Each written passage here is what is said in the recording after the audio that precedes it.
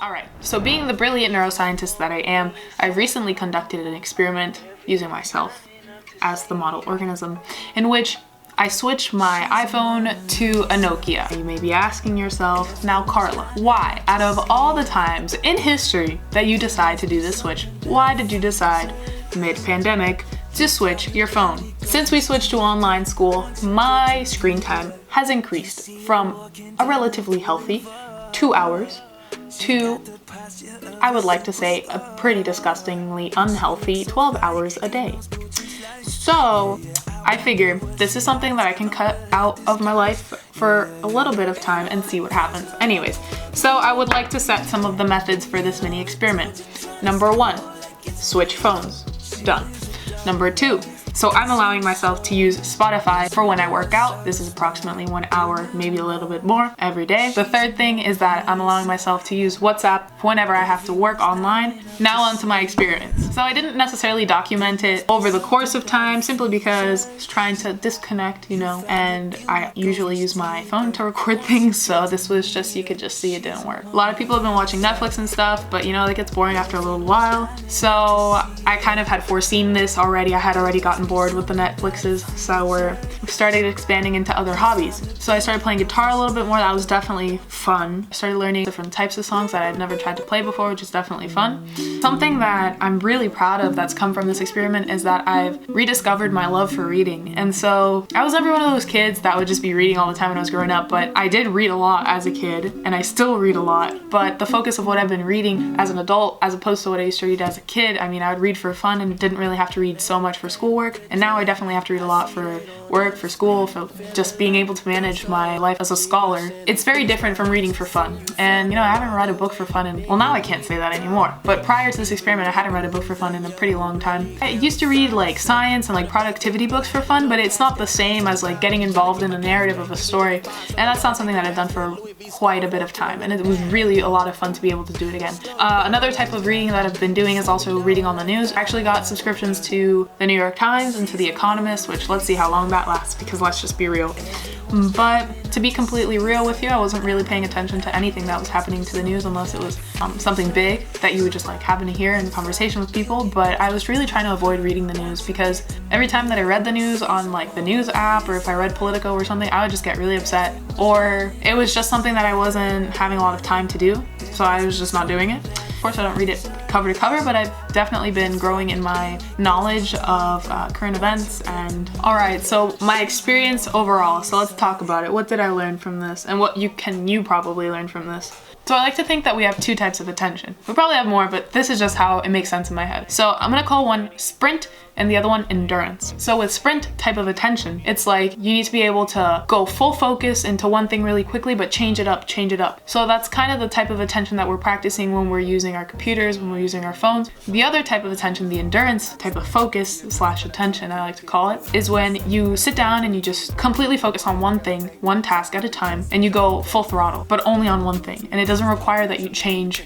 your attention. You need to be able to focus on one thing. Having a good sprint attention is not going to help you in activities that require an endurance attention, and having a good endurance attention isn't going to allow you to do well in activities that require sprint attention. Yeah, I feel like that makes sense. Okay, so I feel like I have a pretty decent sprint attention, and I really wanted to strengthen my endurance type of attention. And so I figured this was a great way to do this, because you're going to be taking away one of the main things that's going to be allowing you to do all this multitasking. I also think that having a really decent sprint attention isn't necessarily a great thing. It's probably great for the adapting world, so don't get me wrong. But I just think you're probably not really able to go full throttle because your brain is really best at handling one task at a time. And the sprint attention is really focusing on your ability to multitask. And so I was really wanting to maximize my endurance attention because things such as the MCAT, which is going to be coming up for me, also studying for exams, reading, even I want to say mental strength, when you're doing physical tasks, let's say running, I think they're all benefited by having endurance type focus. One is clearly going to be better for one type of activity as opposed to the other. Definitely something I was able to do was to improve my endurance and tension. I was able to read books that I've been meaning to read for quite a bit of time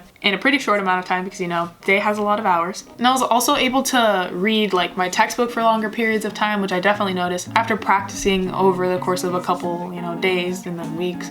I was able to really improve focus in that and really zone in. And I really like that feeling. I think a lot of people do too. When you're completely immersed in something, that feeling is uncomparable to like anything else, because all you want to do is talk about that one thing or think about that one thing or learn more about why something happens like that. So this was really great because it opened my eyes and I was able to find ways to become really interested and really intrigued by what we're studying, and like this could be a very powerful tool for the future. This being said, I was definitely able to engage more profoundly in things like my work, my studies, and even in conversations with my friends and family, which I feel like it's been very fruitful because I've been able to grow my relationships with my friends and family to a stronger level, and that's something that I really value. Another surprising thing, or okay, maybe not so surprising, is that as a result of all of this, I was able to relax more because I was essentially disconnected whenever I didn't have my handy dandy Nokia, but that definitely meant that I was focusing more on living in the present and the tasks at hand and wasn't focused or bogged down by homework that I had pending or like quizzes or tests or emails or things like that, you know, things that have their appropriate time and place, and it shouldn't be allowed to be a free-for-all. This experiment has been very eye-opening. I learned a lot about myself and I learned a lot about how technology has an effect on us. But overall, what did I learn? I learned that it's great to be able to disconnect and to have, you know, appropriate times for appropriate things. I also learned that you don't always have to be like online to be able to do what you have to do when you have to do it. For example, with my studies. So one of the big things that I was afraid of losing when I didn't have my phone was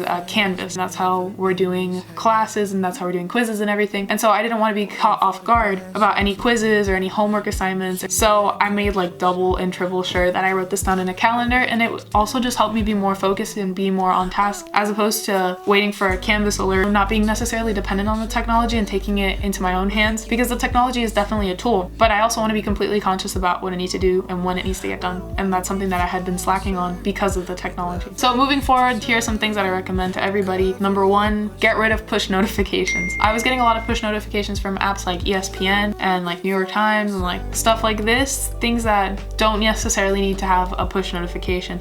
I don't necessarily like that. Whenever I hear like a ding or something, I'm like, oh, where is it? I need to hear the information right now. That's something that I've noticed that it's kind of waned since I did this phone experiment. The only things that have push notifications on my phone now are messaging, my banking app, and my phone calls, and WhatsApp, because I consider that also messaging. So this is really helpful because it's gonna try to limit the amount of time that you're gonna be on your phone, because really the only times that you're getting dings or that you're getting some sort of stimulus that's gonna bring you to use your phone is if you get a phone call from someone, if someone's trying to text you, or if someone has made a transaction on your bank account that, you know, you gotta pay attention to that. And so those are the things that I've considered relatively essential. So those are the things that I've limited it to. All right, so I deleted like about 3 pages of apps on my phone. I had a total of 4, and now I've cut down everything that I can't access on my computer. I took it away from my phone. I don't even remember what those things are anymore. I deleted Chrome. I deleted all social media from my phone. I deleted my Gmail app. Basically, the only things I have on my phone now are like the regular Apple apps. I also have Quizlet and Forest and stuff like this because I noticed that once I deleted it, I wasn't going over my Quizlet decks and I wasn't using the Pomodoro like timer. To find the Safari app, I have to like go through like a whole series of hoops. Like it's not just instantly accessible. Essentially, this is to try to make sure that I'm using my phone for what I have to use it for and not using it for entertainment. I can get entertainment from other activities and from my new hobbies that I have recently been growing in. It's not necessary to put my free time into using the phone apps. What I really learned was that this is more of an issue regarding your attitude and your boundaries with your phone, and with technology in general, right? So switching it was great because it provided an environmental change which forced me to focus on my habits and finding other ways to cope. But you don't necessarily need to switch your phone to do this and find this out. I do recommend it because it's basically like going cold turkey. But moving forward, the couple things that I mentioned previously are what I'll be doing to avoid falling back into the trap of seeking endless content and hopefully establishing healthier habits with my phone and using my phone as a tool as opposed to distraction device. So yeah, thanks so much for watching this video. I hope you enjoyed it. I hope you found it informational. relatively interesting. Are you considering doing this challenge? Would you do this challenge? Leave me a comment below. I'd be interested to hear your opinion on this. Please don't forget to subscribe and like, you know, to support this channel. And hopefully we'll be growing together as a community. And yeah, I guess I'll catch you guys in the next video.